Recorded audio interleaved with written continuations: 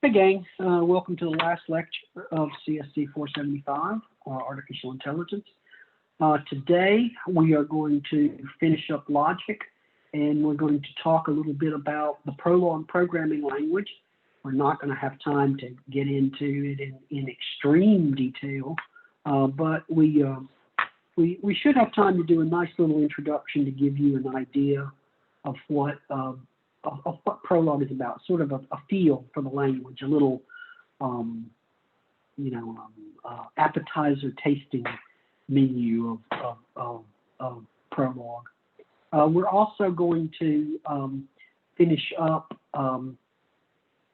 talking about first order logic and conversion to conjunctive normal form, clean up a few things that we had left over from last time. So that's what we're doing today. It should be hopefully an interesting lecture. The first thing I want to do is I want to point out that in addition to these lecture notes for this lecture and the recording of the lecture on Moodle, there is some supplementary material that I'm making available for this lecture. And this material is basically gives some good suggestions on how to convert English to first order logic. There will be some questions about that on the exam where I give you a statement or two or three and say convert these to first order logic. There may be some that I say convert to propositional logic, but there will be some that you'll need to convert to first order logic. And students frequently find that kind of challenging to do so, but once you play with some examples, it's really not that bad. And so I gave some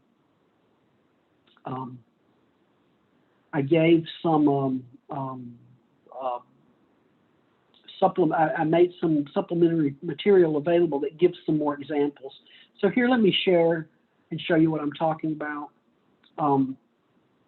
This is a guide to expressing facts in first order logic, and to make your life even simpler, I've gone through and I've sort of highlighted really what you need to pay attention to, here. And the first thing is something that I've said over and over, which is that there is no algorithm or cookbook method for taking a fact expressed in natural language and converting it into first order logic. It takes human intuition to be able to do that properly, mainly because it takes human intuition to determine what the sentences actually mean, right? We don't have computer programs that can pass the Turing test, so we don't, no computing system can quote understand, in quote, the full meaning of English or any other human language. So that's not an algorithmic process to take English and convert it. But some really good examples are provided along with things that are just wrong. So for example, he shows here how you would say something like, Sam has a male child. Well, there exists an X where X is a child of Sam and X is male. That's a proper way of encoding Sam has a male child. Sometimes people do things that are really weirdly wrong, like try to stick child inside male, and that kind of nesting is not first order logic. So it needs to be something like this. Or to say, Mary and Ed are children of Anne. Well, you can't, a wrong way of doing it would be to try to stick Mary and Ed inside child, but you can't put you can't, that's just not the way this works. You can't put a logical operator inside a predicate like that. But you could say something like Mary is a child of Anne and Ed is a child of Anne, which is the way you say Mary and Ed are children of Anne. People frequently have problems with the existential and universal quantifiers. If you say all alphas are beta, well, for all x, alpha x implies beta x. But if you say some alphas are betas, there is no implication. Instead, you write it as for there exists an x, alpha x, and beta x. And I noticed you just lost your video, but that's okay because this is this little thing is on Moodle, so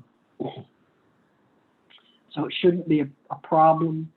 Another thing, if you wanted to say something like all crows are black, you could say for all x, crow x implies black x. But if you wanted to say some squirrels are black, you would have to say there exists an x where x is a squirrel and x is black. So essentially, whenever a sentence has something like some in it, you're generally going to use and. If a sentence has all x or y, you're going to use a universal and an implication. So go and look at that document because it's got a lot of really good examples in there of how to convert English to first order logic. And I made it very easy for you because I've highlighted in yellow the important stuff. You don't even need to read the stuff that's not highlighted, but the stuff that is highlighted, you need to read it and make sure you understand it because it is important, and you will see examples like that on the final. Okay. So again, like I said, because I noticed that we've lost our video again, and I can't do anything about that. But you can go to Moodle and you can pull up the notes so you can have them and just read along with me. In case the video goes out again, you'll have those. So referring back to the notes, the next thing that we wanted to do was to look at conversion to conjunctive normal form. We've been talking about that.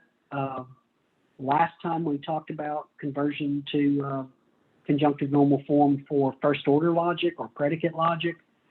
Before that, the lecture before, we talked about conversion to conjunctive normal form for propositional logic. So we've spent several lectures now, pretty much a week on logic, over a week on logic and conversion to conjunctive normal form. But I give a complete example here using a rather complex statement. All Romans who know Marcus either hate Caesar or think that anyone who hates someone is crazy. This explanation is rather detailed. I wish my internet would come back so that I could have it in front of me so that I could know that you have it in front of you as we talk through it. Haley's brought up the screen. Yeah, I'm sure most of you have, but She's screen sharing the document. say that again, sir. She is screen sharing the document. Oh, some of you are still in the video chat, so it doesn't go away when I drop out the video. No, it does, but since she has internet, she can share her screen with the lecture notes. Okay, good. I'm about to come back in. My internet came back. Thank you, by the way. I guess I made all of you guys co-hosts, so that's why you can share the screen. Okay, that's smart. We did that during the the walkthroughs earlier today. Good thinking. So who shared their screen? Haley did. Haley, thanks, Haley. I should be coming back very shortly. Let me reconnect audio.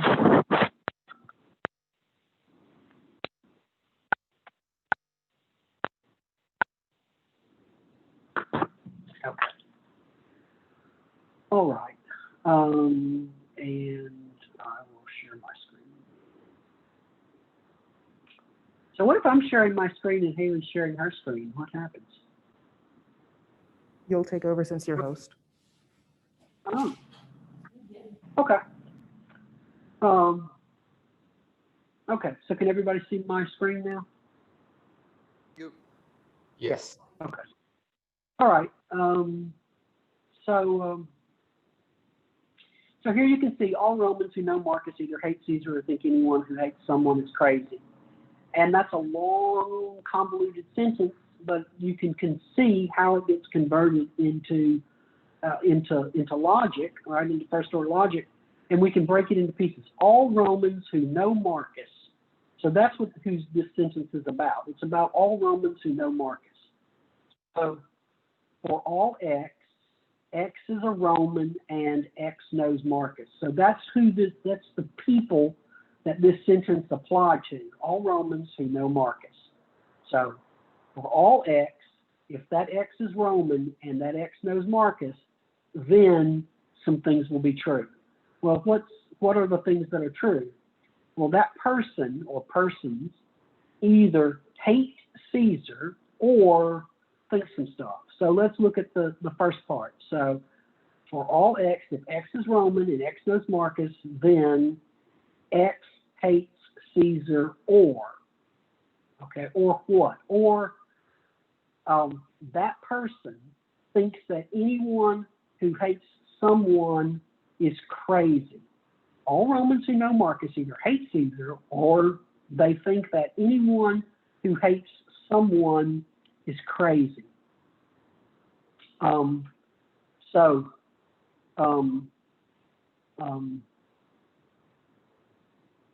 So for all Y, there exists a Z where Y hates Z. So that's basically saying that everyone, right, everyone who hates some individual Z, it doesn't matter who the Z is, this is anyone who hates someone. Then if anyone hates someone, that implies that X, who's X? X is the Roman who knows Marcus, thinks that Y is the person doing the hating, is crazy. X thinks that Y is crazy. Does that make sense? Are there any problems with that? Any questions about that? Okay. All right. So clearly this is nowhere near conjunctive normal form. It has two implications in it, right? So the first thing we need to do is we need to get rid of the implications. And we remember that implies is simply, P implies Q is simply not P or Q. So if you take all of this and not it, or all of this, right? So here's the first part, right? And I put little green brackets around here. So this first part, or all of the stuff in the green brackets here, is the second part. But then we can come down here where the Y hates Z implies that X thinks Y is crazy, and that can become not there exists a Z where Y hates Z, or X thinks Y is crazy. So basically all we used is P implies Q is equivalent to not P or Q, and we applied it in two different places. Does that make sense? Okay. Well, this is still far from conjunctive normal form, because remember, in conjunctive normal form, you're supposed to have you can have multiple clauses, but each of the clauses breaks down into a disjunction, right? So you can have A or B or C if that's a unit, and D or E or F, that's another unit, and that would be conjunctive on the form. So we're going to see if we can't get this whole thing into a disjunction. And there are some rules. I'm summarizing them for the first time all together, but we've seen these before. Not P is equivalent to P, double negation. Not A and B is equivalent to not A or not B. That's De Morgan's law. We've previously covered that. Another version of De Morgan's law is not A and B is equivalent to not A or not B. I've got this marked as new, but I think we've actually covered that one. So the first three you've seen before. The fourth one is a little different. The fourth and fifth one are a little different. So we're going to have to talk about these a bit. The first one says if I have a not in front of there exists a not in front of for all x, p of x, that's equivalent to saying there exists an x where not p of x. Oh man, what is he talking about there? And here's another one. If you've got a not in front of there exists an x, p of x, well then it flips to a for all. So basically a not in front of for all flips to a there exists and the not moves inward. If you've got a not in front of there exists an x, p of x, well then as the not moves inward, it flips it. So universals become existentials and existentials become universals. And you might say, Mike, that doesn't make any sense at all. Yes, it does when we start talking about real things other than P and things like that. Let's think about this. If I were to say, okay, it is not true that everyone loves Star Wars. Okay, I'm putting a not here. So I'm saying the following is not true. For all x, x loves Star Wars. So the not is a not of this whole sentence here. So what I'm really saying here is everyone loves Star Trek, not, right? Which is basically saying it's not true that everyone loves Star Wars. Not everyone loves Star Wars. Well, what does that mean? That means that there's got to be somebody. There has to exist an X. That X does not love Star Wars.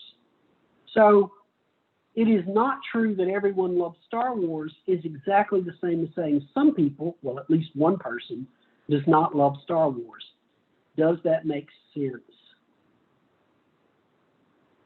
It'll make more sense when I make Star Wars plural. Does that make sense? Yes, no, maybe. Yes, it does. Okay, good. So while it looks weird when I write it, you know, just using X's and P's and all of that, when you stick in something realistic, you can see that it does make sense. So how about this other one where I've got a not in front of an existential quantifier and it flips to a universal as the not moves inward? Same sort of thing. Let's say that I say, there does not exist anyone over 150 years old. Or another way of saying no one is over 150. How might we do that in logic? It is not true, the following is not true. There exists an X where X is over 150 years old. The following is not true. There exists an X where X is over 150 years old. That's the same thing as saying everyone is not over 150 years old, or everyone is less than or equal to 150 years old. So everybody, for all X, for all things, it is not true that that thing is over 150 years old. You might say, yeah, Mike, but you didn't say it was people and blah. Yeah, but you can see that if we are talking about the universe of people, this makes sense here. So all I'm doing is saying that when a not comes in over an existential quantifier, that not flips to a universal quantifier. Does that make sense? Do these two examples make sense? Okay. I'm getting some yippers. That's what I need. Okay. All right. So with these 5 new weapons, or some of them are old weapons, the 3 old ones and the 2 new ones, what can we do here? Well, one thing we notice is we have a not in front of an existential quantifier. So as we drive that not inwards, this is going to flip to a universal quantifier. And you can see that I do that right here. It's a not there exists y hates x. So I'm going to take this not and I'm going to drive it inwards, and the existential becomes a universal. So all I did is I drove this not inwards, so the not's now right in front of the hate yz, and that became a universal quantifier. So basically, if it's not true that there exists a z where y hates z, that's the same thing as saying for all z, it's not true that y hates z. If there doesn't exist a z that makes yz true, then that's the same thing as saying for all z, it must be true that y does not hate z. If it's not true that there exists a z that y hates z, then no matter what the z is, for all of the z's, y does not hate z. Okay? So that was 2.5. We drove it inwards here. What are some other things that we applied here? Well, we had an and here, right? And we've got not Roman and knows Marcus. Well, when we moved it inwards, we've got not Roman or not know X Marcus. Okay, so we also flipped that and into an or because the not drove inwards, so it's not Roman or not X no Marcus. Okay? Okay. So we did that, we did this, we did this. What are we left with? Well, we've got some parentheses here, but we don't really need these parentheses, so we can drop them. And that has simplified this to something that's got an or, and an or here. Okay, so that's good. The next thing we need to do is we need to standardize variables so that each quantifier binds to a unique variable. Now, I've already done that because I was using x's here and I was using y's here, so and z's here. So I was careful to keep my variables, give them different names to start with. So I've already done that. So I've already taken care of keeping all of my variables that mean different things, giving them different names. The next thing you can do is you can, as long as you keep the order of X, Y, and Z preserved, you can pull everything out and stick it on the front. So for all X, for all Y, for all Z, and here's our statement. It's the same statement. I've just pulled the X, Y, and Z. I've pushed them over to the front of the statement without changing their order. That doesn't bother anything. The next thing I would need to do is I would need to eliminate any situations where we had a for all in front of there exists. We talked about this last time. We talked about Skolem functions and Skolem constants. So if I had something, I don't in my example, but if I had something like for all X there exists a Y where Y is the mother of X, everybody has a mother, but the mother is different, can be different for each person. My mom is not your mom, but you and I both have moms. So for all X, there's going to be a y mother of x, but that y is existentially quantified because it's going to be different for every person. So what we do is, to get rid of the existential quantifiers, which you have to, you just replace them with Skolem functions or Skolem constants. In this case, we could say something like mother of S1x. And that's basically saying that because the x is to the left of the y, and the x is universal and the y is existential, which y depends on the x. So why not just build a function that takes in x and returns that y? That's what the Skolem function does. You might say, how is this function going to work, Mike? And I say, I don't know. I'm just postulating that there must be a function that returns the appropriate y based on the x. The input to that function would be x, because the mother of x does depend on x. Everybody doesn't have the same mother, all right? Except maybe if you want to think about Gaia as our mother, right? The mother world. But no, when we say mother, we expect that different people have different moms.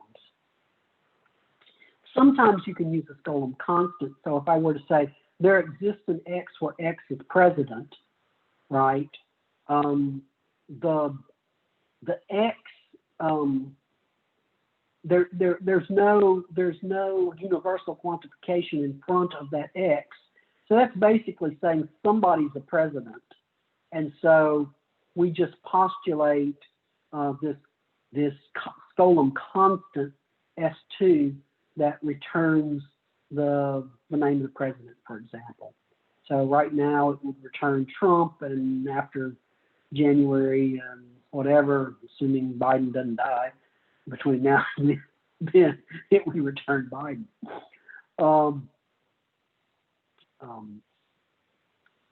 So one political joke, I guess I can tell because both sides can laugh at it, is it was a political joke where it was asking what Biden's plan for the next 4 years was, and the answer is don't die.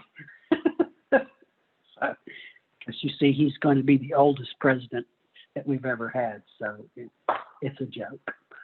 Okay, it's one of the few political jokes that one can make that both sides can laugh at right now. Okay, so now that we've gotten rid of, I've showed you how to get rid of existential quantifiers, everything is universally quantified. So since all of the variables are universally quantified, you don't need to list them all up front because they're all universally quantified. So you can just drop all of that nonsense, and now we're down to this. X is not Roman, or X doesn't know Marcus, or X hates Caesar, or Y does not hate Z, or X thinks crazy Y. Getting harder and harder to read that, but we haven't made any mistakes, so it's correct. Finally, we need to make sure that we have everything as a conjunction of disjunctions. Well, we only have one clause here, so or, we're all good. So this is actually in the proper form now. I could drop the various parentheses at this point, and everything would be fine. But it's not going to always be that easy, so I need to show you what to do if things are harder. So you might have something like A or B and C. The associative property simply says that you can swap the parentheses around A or B, or sorry, it's or A or B or C. It doesn't matter if you do the A or B first and then the or C, or you do the B or C first and then do the or A. So the parentheses here, you can parenthesize the first part, you can parenthesize the second part, or you can just drop all the parentheses and just do it left to right. So that's the associative property. There's also a distributed property for logic. You notice, remember way back when you were studying algebra back in middle school, you learned about these properties. I'm just showing you that equivalent kinds of properties exist in logic. So it's a little more interesting or challenging if you have something like A and B or C. So A and B or C, that's equivalent to A or C and B or C. So both of these or C is equivalent to saying, well, A or C and B or C. How would it work? Well, in reality, let me give an example here. These two examples are probably, this example, which can be worked in two ways, is the most complicated example you will see that we will do. But all you're doing is you're applying the distributive property. So we have winter and boots, or summer and sandals. This is the exact opposite of conjunctive normal form, because you've got the conjuncts on the inside and you have the clauses connected by a disjunct, by an or. So we need to somehow get this to a form where the clauses are disjoined individually and they're connected together by ends. So the exact opposite of this. But you can do it in two steps. So if you take summer and sandals and think of that as being the C here, and the winter and boots as being the A and B.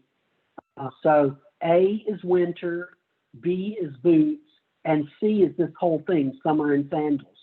So I can apply the distributive property and I would get winter or summer and sandals, and boots or summer and sandals. You might say, but Mike, that's still not good because you've got ands in here, and that's true, and you have to apply the distributive property again. So now I have winter or summer and sandals. Well, that becomes winter or summer and winter or sandals. And I've got to do the same thing to boots or summer and sandals. I've got boots or summer and boots or sandals. So this is now in disjunctive normal form, or sorry, conjunctive normal form. You've got a conjunction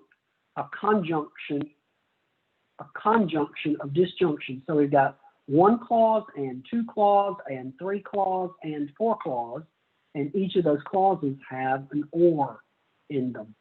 Conjunctive normal form. Okay? Now you might say, is this the only way you could do that, Mike? No. You could have started out by treating the winter and boots as a unit, or summer and sandals, and then it's just winter and boots or summer and winter and boots or sandals, and then you got to do the same thing again, right? So it's winter or summer and boots or summer and winter or sandals and boots or sandals. And if you look, I did it two different ways, but in the end we came up with exactly the same thing. The order of this clause and this clause are reversed, but that's okay because it's clause 1 and clause 2 and clause 3 and clause 4. Same thing here. It's just now it's clause 1 and clause 3 and clause 2 and clause 4. But they're all ended together and the clauses are all the same. Study this. Make sure you can do this. I guarantee you I will be asking you to use the distributive property. I'm not going to guarantee you. There is a very high probability that I will ask you to do a problem on the exam that involves the distributive property. Okay? So, well, again, we didn't need to change anything in our little statement. And step 8 would be apply the above 7 steps for each statement in your collection of statements. We only had one statement. And then modify variable names so that they're unique to each statement, and then combine all of the generated clauses together with AND operations. You'll remember when we were first last time converting from English to logic, I was careful to use different variables in each of my individual statements. That's what step 9 is saying. make sure, or if you haven't done so already, modify your variable names so that they are unique to each statement, because you're going to combine them all together with an and into one statement. So we got to make sure that we don't get our variables goofed up. Okay. Any question about this? Any question about this? Yes, no, maybe? Okay. All right, so now let's get to the main event for the day after I've burned an hour of our lecture.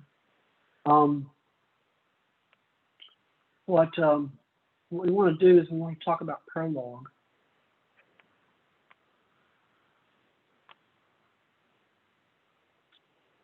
So what is Prolog? Prolog is programming and logic. Basically, in Prolog, you have three things. You have facts, you have rules, and you have queries or questions. Facts, rules, and queries. To run the examples that I'm giving you here, you'll need a Prolog interpreter. I recommend SWI Prolog. It's free. There's a link to it right there.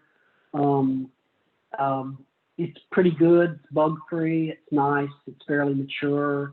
It's free. Did I mention it's free? When you download it, it sometimes will claim that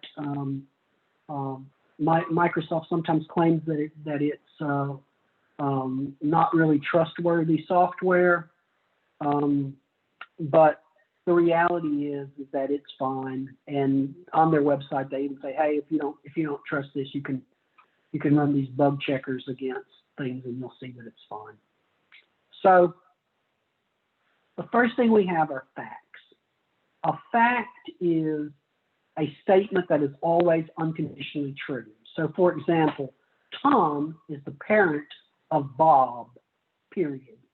This says that Tom is Bob's parent, okay? Tom is the parent of Bob. This fact has two arguments, Tom and Bob. Notice that these things are all lowercase here. If you've got a relation that has multiple things in it, it's separated by a comma. Your relations, your facts always end in a period. That's important. Variables, this doesn't have any variables in it, but variables will be uppercase or begin with an uppercase letter. None of these are variables, so they begin with lowercase. A collection of clauses about the same relation is called a procedure or a program. Here's a little program that consists of 6 clauses. These 6 clauses say that Pam is a parent of Bob, Tom is the parent of Bob, Tom is the parent of Liz, Bob is the parent of Ann, Bob is the parent of Pat, and Pat is the parent of Jim. 6 facts. It's very hard to hold all of those facts in your head, but if you jump ahead to here, here's a little graph that has our little family tree. Now you'll notice one thing about our family tree is we're not, our concept of parent is not forcing every person to have 2 parents. Bob happens to have 2 parents, Pam and Tom, but Liz is shown as only having 1 parent, Tom. Ann and Pat are only shown as having the parent Bob. Jim is shown as having the parent Pat. So we're not forcing you to have 2 parents here. Maybe you do, and we just didn't tell you about the other one. But the way we're defining parent here, we're our little database, our little knowledge base is not forcing individuals to have 2 parents. Okay? Okay. So those are, this is the same little program, like I said, I gave you that diagram a moment ago. This is obviously part of a family tree. Remember I told you that Prolog was a first generation declarative language. It tries to get away from the idea of programs or procedures and instead concentrate on you just giving it a collection of facts and then you asking questions about those, or facts and rules and then you asking questions about them. In very, very simple programs like this one, it doesn't, or the order of these statements doesn't matter. More complicated programs, statement order does matter, but in these very simple ones, it doesn't. I could have written these 6 facts in any order and the meaning would be exactly the same, which is like the real world. It doesn't, these things would all still be true. It doesn't matter what order I tell them to you in. Okay, the other thing that we have queries. We have queries. So if I want to ask a question like, is Bob a parent of Pat? I could enter at the query mark, I could enter Bob or parent Bob Pat, period, and the system would say yes. Now I can go through this, but it might be a little bit more fun if I actually show Prolog running.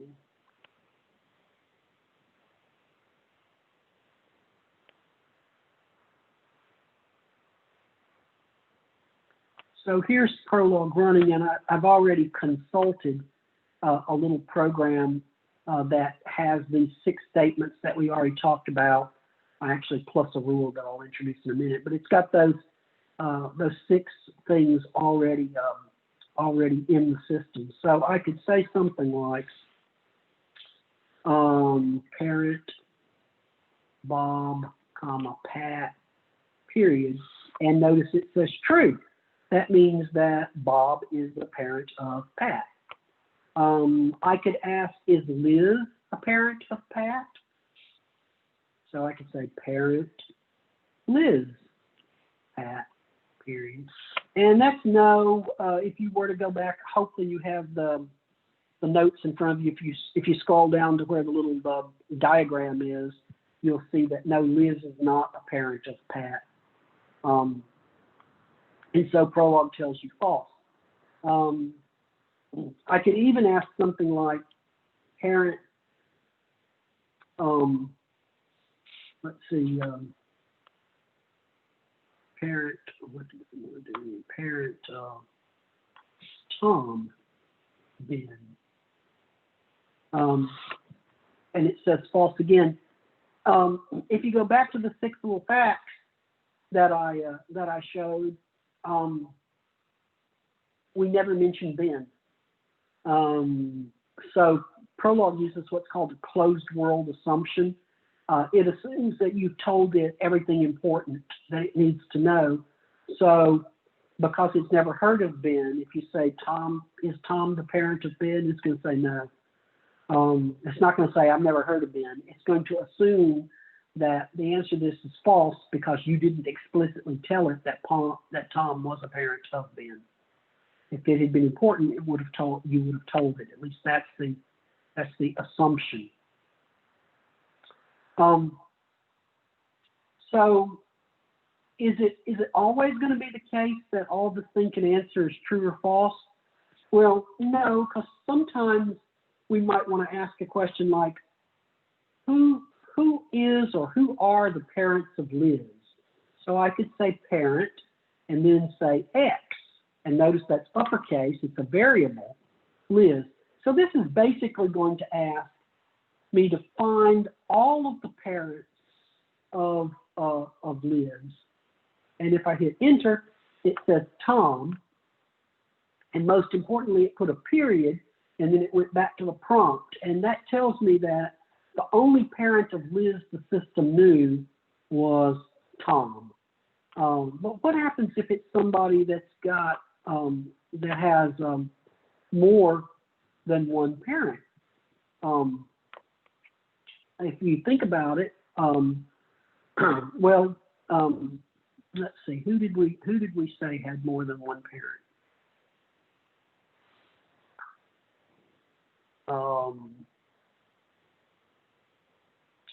Bob has more than one parent, right?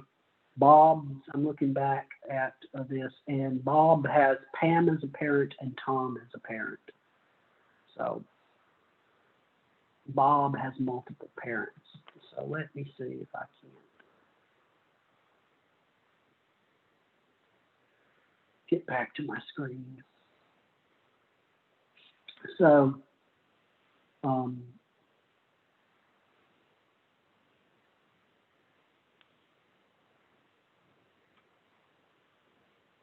so notice it said Pam is a parent to Bob, and then it's blinking there. It didn't give a period. It didn't go to the prompt.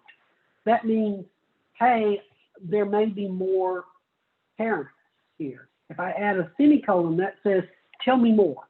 And it says, oh, Tom. So Bob has two parents, Pam and Tom. So it gave me both of them. You could also ask it another way. You could say something like, well, who are the, what is this asking? What is that asking?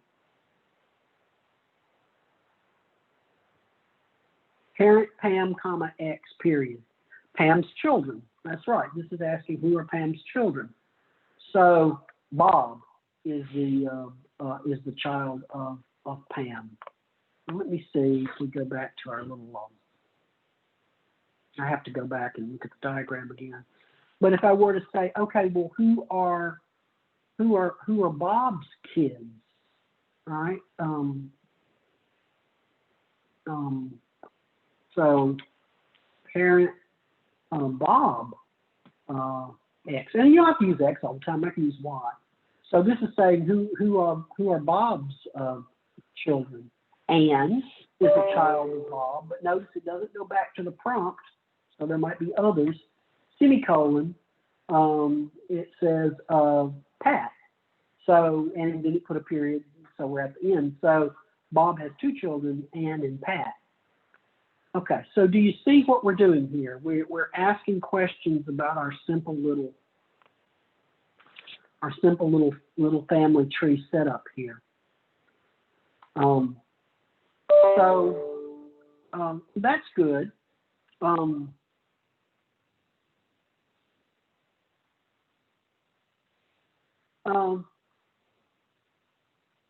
Could we ask who are Anne's grandparents? Who are Anne's grandparents? So let me stop sharing that and let me switch over to this other one here. Before we talk about it, let's refresh our memory by looking at this. So if I want to talk about Anne's grandparents, it's hard to see if you're just reading parent. But if you look at the graph, it's very easy to see that Anne's grandparents are Pam and Tom, right? Pam and Tom had a child. They had a child Bob, they had a child Liz, and Bob had a child Anne. So Anne is Anne's grandmother, which is Pam, and Anne's grandfather's Tom. We haven't talked about, we're going to add gender here in a bit, but right now we don't have that. But we should be able to tell who are Anne's grandparents. Who are Anne's grandparents? So how are we going to do that? Where's my prologue? Here's my prologue. So Tom, I want to talk about Anne's grandparents. So I could say something like, okay, I want to find the parent of Anne, and I want to find the parent of that parent. So X is the parent of Anne, and Y is the parent of X. So Y is going to be Anne's grandparent. Does that make sense? Yes, no, maybe. Yes, no, maybe. And Alex is asking about, Alex, this is a good suggestion, but this isn't logic. You can't put a parent inside a parent. okay, you have to connect them with and in Prolog, the and operator is a comma. So does that make sense? So this is asking who are Ann's grandparents. So hit enter. It says, well, when my parent is Bob, Pam is the parent of Bob, so Pam is a grandparent of Ann. But it didn't go back to the prompt. So if I put semicolon, it also says, oh, Ann also with the parent Bob has another grandparent, Tom, right? So these are the two grandparents of Ann, the two that we know about. In the real world, we would expect that Ann would have not only a father, but a mother, and the mother would also have a mother and a father. So each of us have or have had 4 grandparents, right? I'm not going to comment on that last question. I program in Python, but it's been a while, so I'm not going to comment on that. It is what it is. Okay. Questions about this? Okay. Well, we're to the point now that we've crawled up to the point where we can talk about rules. So basically, a rule is kind of like a query, only it has a name associated with it, essentially. So if we look at rules, we know that in general we write if, condition, and conclusion, but we've already learned that in Prolog you write it backwards. Conclusion, if, this colon hyphen is an if, condition. And what we've already been doing is we've really been asking questions, which we've been playing around with conditions. We're just now going to give these things names, and that'll turn a query into a rule. So a very simple query is to say something like, Y is the child of X if X is the parent of Y. Okay? Y is the child of X if X is the parent of Y. And in fact, I've already taken what I actually loaded into Prolog was this, which is the 6 facts that we know about our parents and also the child of rule. So while I haven't shown it off yet, it's in the Prolog program that I loaded. So let's look at that. Let's ask, is Liz a child of Tom? And so let me go over to Prolog and ask that, is Liz a child of Tom?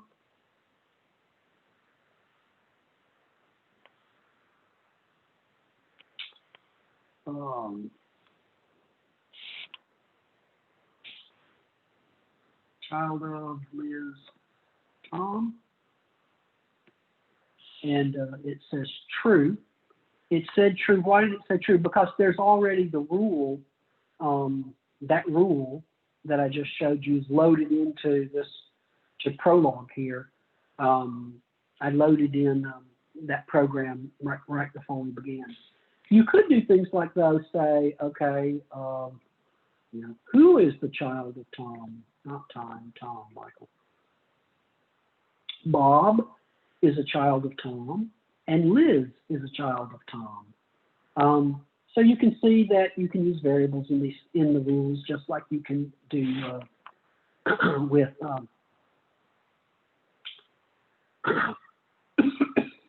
sorry, I'm losing my voice.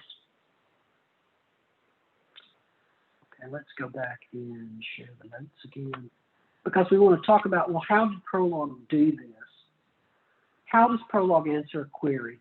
And this is now starting to get into the details of how the Prolog engine works. The first thing Prolog does is it establishes the query as the current goal. So it says, I want to prove child of Liz Tom. So it's because it's got to have a current goal. And then it says, okay, it looks and says, are there any facts that would tell me that Liz is the child of Tom? Well, there are no child of facts. There's just this one child of rule, right? So there are no facts that can establish this goal. So then it moves on to rules. And there's only one rule here. If there were multiple rules, it would look at the rules from first one in order that they were presented from in the conditions from left to right.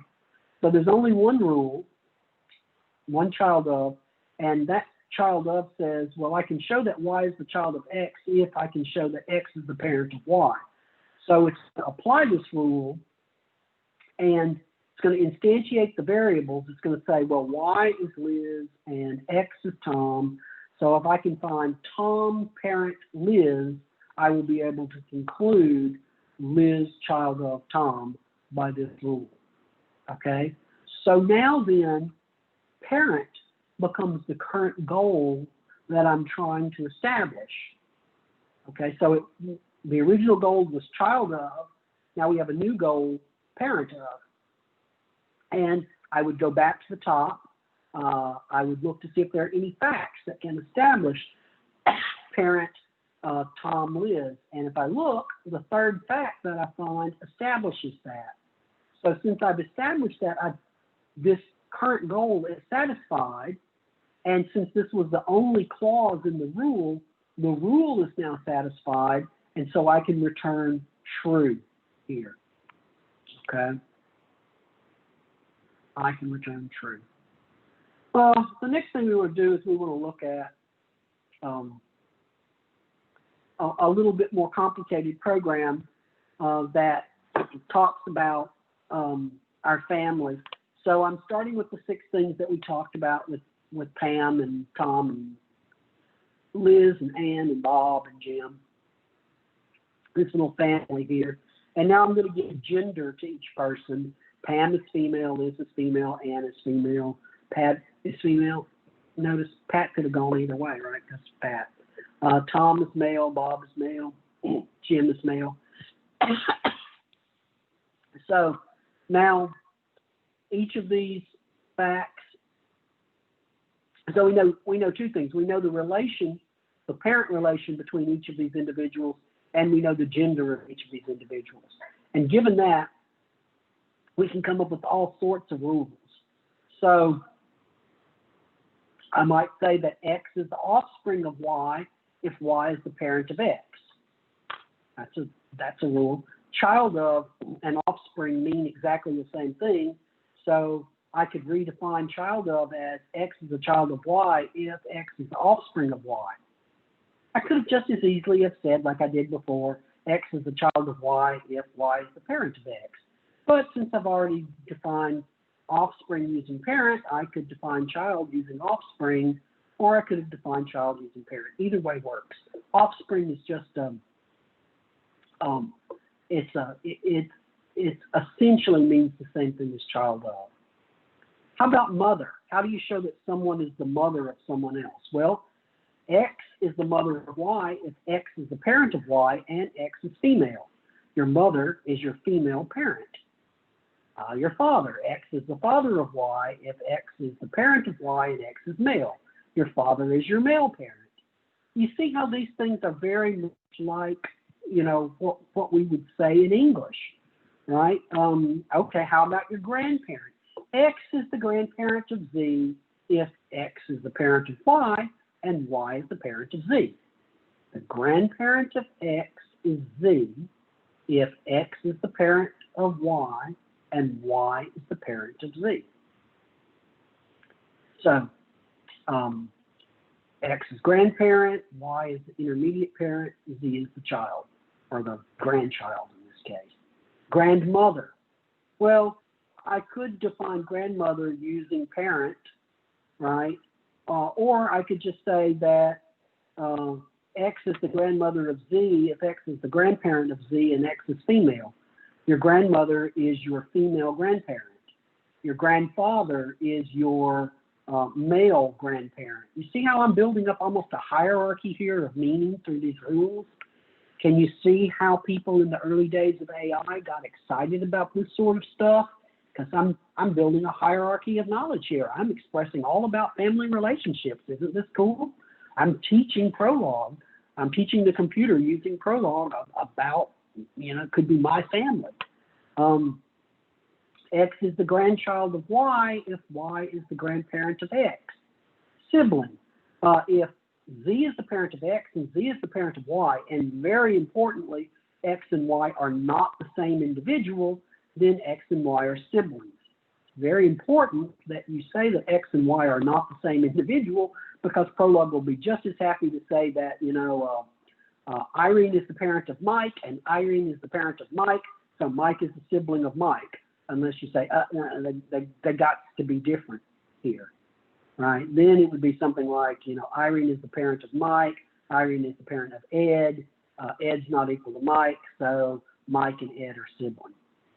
How about your sister? Well, who's your sister? Your sister is your female sibling. I could define it all the way back to parent if I wanted to, but it's easier to just say that your sister is your female sibling. If you can do sister, you can do brother. Your brother is your male sibling. How about your aunt? Well, we can go back and say, okay,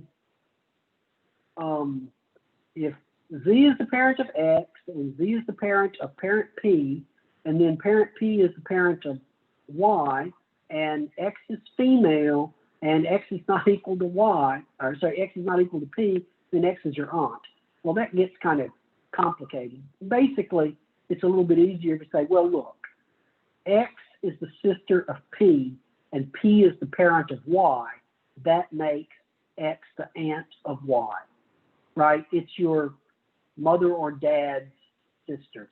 Your parent's sister is your aunt. X is the sister of your parent P. Your parent P is your parent. I'm using P to remind you that that's the parent that's linking it. You can define aunt, you can define uncle.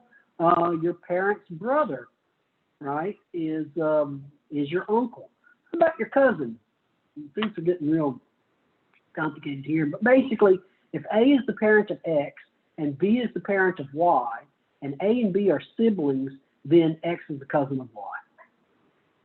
And I'll stop here at this point with defining all these things. I say that, but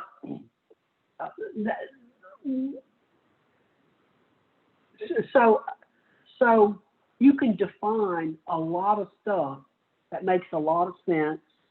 The order of these things could exist in any order that you wanted to. The program would still work perfectly fine. And you can think about what I'm doing here is I'm giving definitions. I'm defining what a mother is. I'm defining what a grandchild is. I'm defining what it means for someone to be an aunt in relationship to someone else. So that's what I mean by Prolog was an attempt at creating a declarative language, a language where you give definitions or declarations rather than say how to compute something. Now, that's fine as long as things stay very simple like we've done so far. But if you want things to get, if you want to really write powerful programs, then things get a little bit more complicated. Let's say that I wanted to write something that would talk about ancestor. X is the ancestor of Z. So now I don't just want it to be just my parent or just my grandparent, but I could extend it to my grandparent, to my grandparents' parents, or my great-grandparents' parents, or my great-great-grandparents' parents. So I want to capture the idea of ancestor, or sometimes called predecessor, same thing. So I could write it like this. I could say, well, obviously, X is the ancestor of Z if X is my parent, right? Another way that you could have ancestor is to say, well, X is the ancestor of Z if X is the parent of Y and Y is the ancestor of Z. What we're doing here is we're really writing a recursive program, is what we're writing. And order of these things is very important. Just like when you write a recursive function, you have the simplest fallout cases first, right? And then you have the more general case at the end. You do your recursion, you tend to do your recursion at the end, tail recursion. But you've got to make sure that you don't start your recursive program or function with a recursive call, right, to that same function, because then you would get into endless recursion. So if you want to write something at this level of complexity, then you have to think about how Prolog actually works. And there is no magic there. It's just a simple recursive language. So if we wanted to think about how this works, the order of things is very important. I'm going to skip over that because I can say the same thing here. All I've done here is I've changed the word ancestor to predecessor. It means exactly the same thing. And I'm doing this because I went and I stole from a textbook, actually from the old textbook I used to use to teach AI. This is this program, right, expressed in a little graph where I'm trying to prove that Tom is the predecessor of Pat, or Tom is the ancestor of Pat. So the first thing I do is I check to see if Tom is the parent of Pat. And if I look, that's the first thing I check. Tom is the parent of Pat? No. So then I go, so this rule failed because I couldn't establish parent. So now I go to the next rule, and it says I need to find X is the parent of Y, and Y is the predecessor of Z.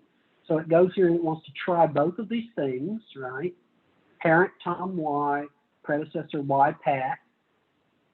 And it is able to find a fact that Tom is the parent of Bob. So one way that you might try to link these is to let Y be Bob. So it's going to do that, and it's going to now try to see if Bob is the predecessor of Pat. It's doing that right here, right? And what you find is that, surely enough, Bob is the parent of Pat. So this is true, so that makes this true. We had looked up that. We've now proven this. So both of these are true. True and true is true. And so predecessor Tom Pat's true. Works really quite easily, quite well. Now, what happens if we swap the order of these guys and we try the general case before we try the fallout case? Well, you might be surprised that although it goes a lot deeper, it actually will work. The search is just going to go deeper in this case. So sometimes you can get things to work if the order's wrong. If the fallout case comes second, which you should never ever do, it'll be very inefficient. But what happens if we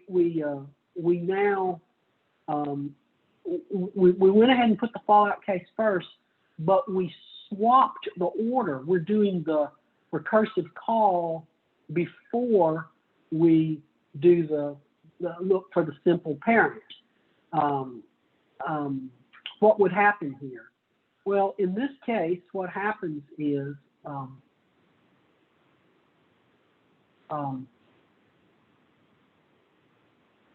goodness, I keep bouncing back.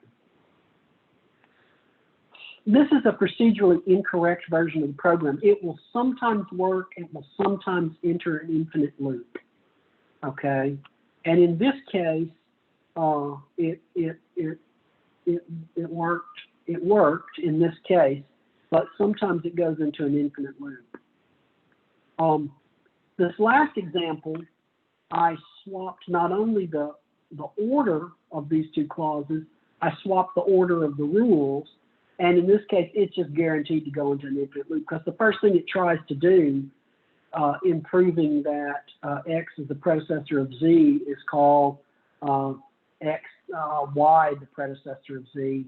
And so since nothing says that X and Y can't be different, it just keeps grinding through, and it'll never get to anything. It just grinds forever in the endless loop.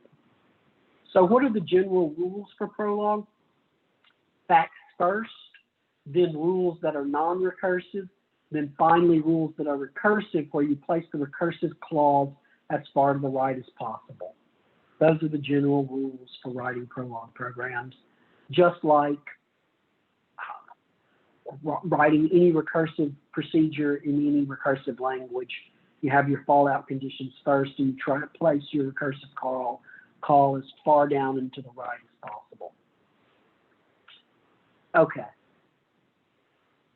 Is that all there is to Prolog? No. We have just barely scratched the surface of what Prolog can do. Prolog is a mind-bendingly weird language. Why would you say that Prolog is a mind-bendingly weird language, Mike? Well, allow me to bend your mind in our last few minutes that we have together this quarter. Let's see if I can bring it up. Okay, I'm going to restart Prolog fresh, and I'm going to consult. Basically, you don't load files, you consult. Well, I guess I should share this thing so you can see it. You consult files. You don't load them. You consult them.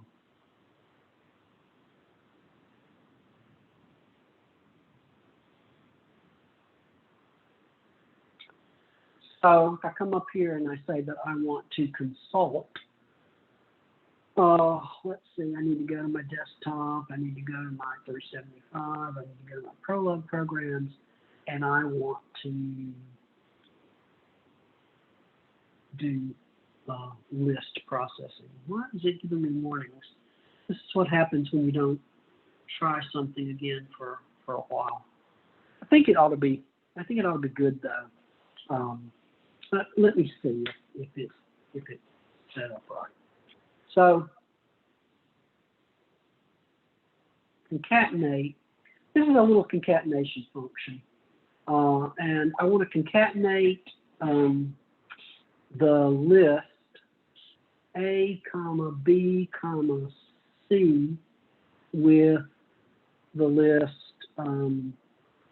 D, comma E, comma F. And I want you to give me the output list L. Syntax error. What did I do wrong? I didn't put a comment in the last one. That's how you can tell I'm doing this live. And you might say, okay, it took the list ABC and the list DEF and it concatenated them together. This is not that big a deal, Mike. Okay, I agree. What are you running here, Mike? What is this concatenate program? Well, let me show you what it is.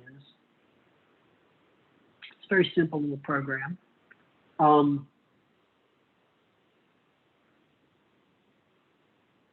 Basically, it's two lines. It says if the first list is empty and the second list is called L, the concatenation of an empty list and L is L. Da-da. Right? That's the simplest thing you can do. The last thing I say is if I've got a list and I break the first item off of that list and call the rest of the list L1. So I've got a list that A, comma B, comma C, and I match it to this. This little bar here says take the head, take the first item, so that first item A, and then the rest of the list would be B, comma C. So break the first item off the list, and the second list, remember we want to concatenate these two lists together. Well, that gives us an answer of that first item from this list at the head of a new list, list 3, if list 1, list 2 concatenated together gives me L3. So if L3 is all of L1 concatenated with L2, then the answer concatenation of this whole thing, where, again, this is the first item from our input list, this is everything else from our input list, this is our second list, right? The concatenation is that first item from here combined with L3, where L3 is the concatenation of L1 and L2. This is just a definition, right? I can pull the first item off my input and stick it on the head of my output here if the rest of my output list is the rest of my first input list with all of my second input list, which is what this is. L1 and L2 concatenated together give me L3. Does that make sense? It should. If not, think about it just a little while. Okay. And again, I already showed it running. All right, let us go back there. So, no big. The first thing it did was pull off the A, and it stuck it on the head of the list that had B, C, D, E, and F in it. And that's how it built this thing. And then it had to recursively, go through there multiple times. You might say, well, that's not so weird, Mike. I thought you said this thing was weird. Well, it is weird. How is it weird, Mike?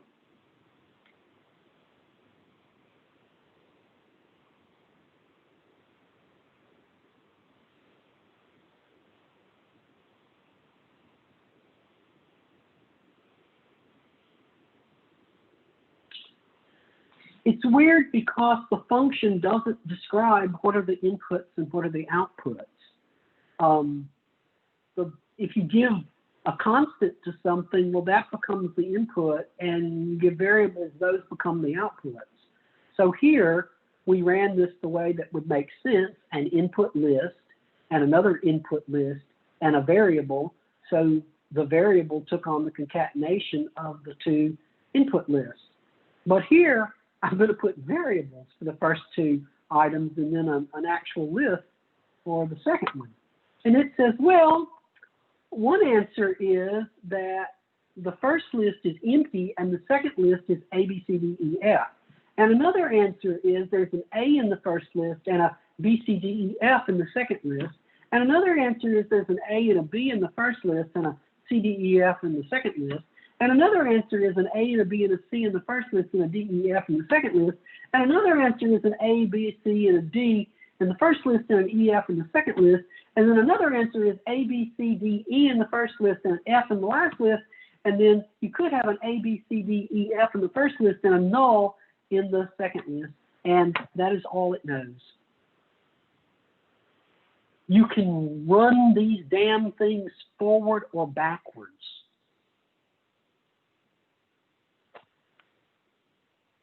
Let me say that again.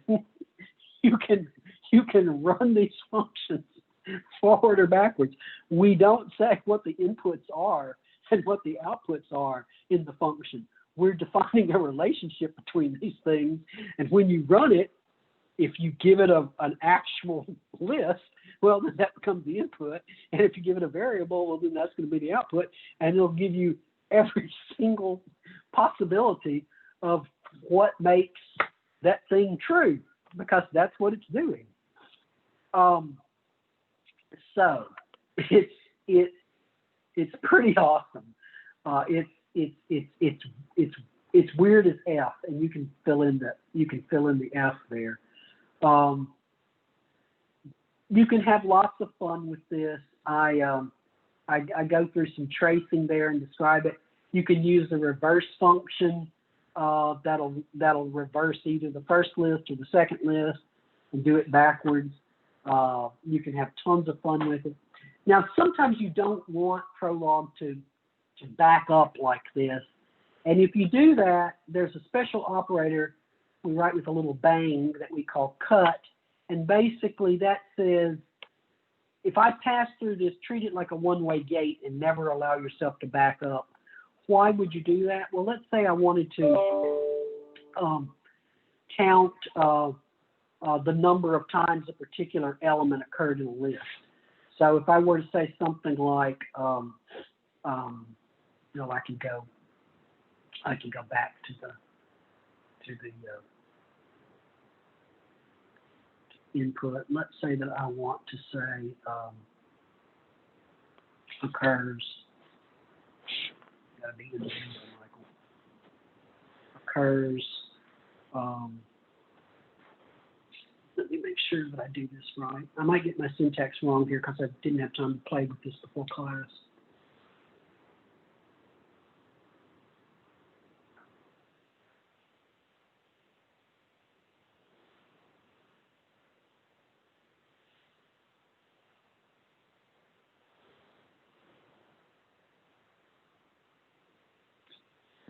See, it says that the A occurred twice, and if I hit input, it didn't say, well, A could occur once, or A could, the cut prevents you from backspacing. So if we're going to count something, we don't want to back up and try other paths. So the cut operator, if you're trying to do math where there's only one answer, you use a cut. So basically this says X occurs in the empty list 0 times. X occurs in this list when X is the first item in the second list. It occurs Y times if X occurs in the tail number of times. Oh, and then add 1 to number because we found it at the beginning of this second list here. We would never want to back up again because every time we find an X at the head of it, we want to add 1. And then this last thing just basically grinds through and throws away the head if it didn't match the X. And so it just calls it just strips off, either counts the first item and strips it off, or it strips off the first item and doesn't add 1 to the count. You would never want to back up in this program, so that's why there's a cut. So cut can force things to go in one direction or not allow you to back up. Okay, so let's see, what questions do we have? I see some people going, what the hell? That's good. Let's see. So the final is rewriting the neural network by hand in Prolog. Of course, just pencil and paper, that's all you need. I like that. Yes, when you back up, it gives you all the possible precursors. It is nuts, but that's the way it works. I would encourage you guys to play with Prolog. It's an interesting little language. Why did it tell us false? If it sometimes, depending on how the program works, if it's exhausted all of its possibilities and you ask for more, it'll say false, meaning I don't have any other solutions to give you. I've given you all my solutions. So depending on how things are built, sometimes it'll do that. And that basically means I have no more answers for you. Let's see.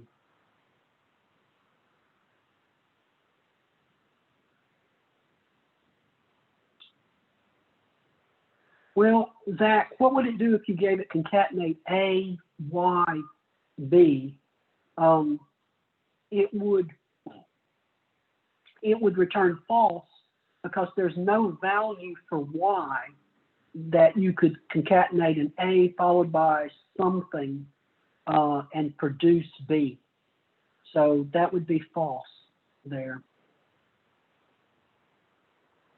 Yeah, and basically Michael's saying the same thing that I just said. Are there other questions here? Okay.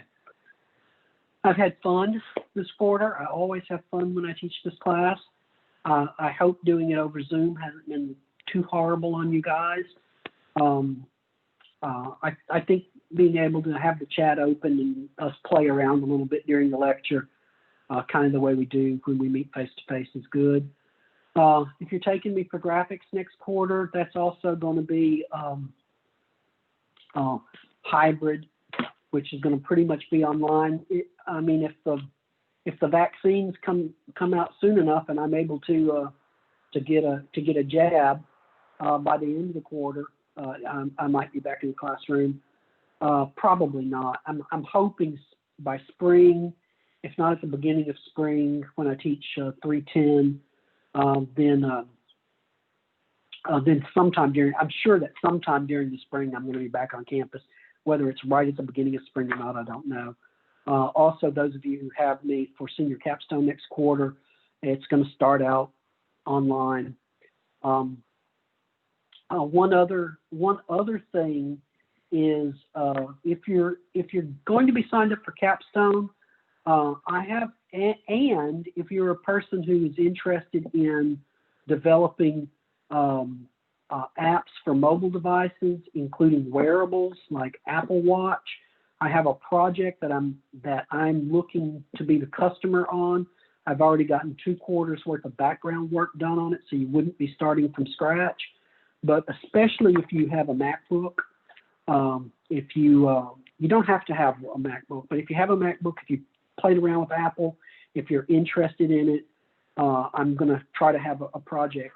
We do have 1 MacBook that's dedicated to the project. We have 2 iPhones that's dedicated to the project, and we have 1 Apple Watch that's dedicated to the project. I'm probably going to get myself a new Apple Watch, so we'll have, by the time things get going, we'll have 2 iPhones, 2 Apple Watches, and at least 1 MacBook to work with. So, but if we have a team of 6 or 7 people, which is what I'm hoping for, most of you hopefully will have a MacBook. So if you're interested in that, touch base with me. I'm going to send out an email to everybody who signed up for Capstone. I'm really hoping I can get a team together because it's an exciting little project that does health. Basically, if you have a heart attack and you die, it'll go, oh, he died, and reach out to your family so that your old granny isn't. I mean, this is sad, but isn't lying on the bathroom floor for hours. But which is a real thing for people as they grow older. Not to be Debbie Downer. Okay, but so had fun this quarter. I'm about to kill the recording. If you have additional questions about the final, I'll hang around for a few minutes. But it was fun. I hope to see you guys again. Thank you. See you on Thursday. Take care. Bye-bye.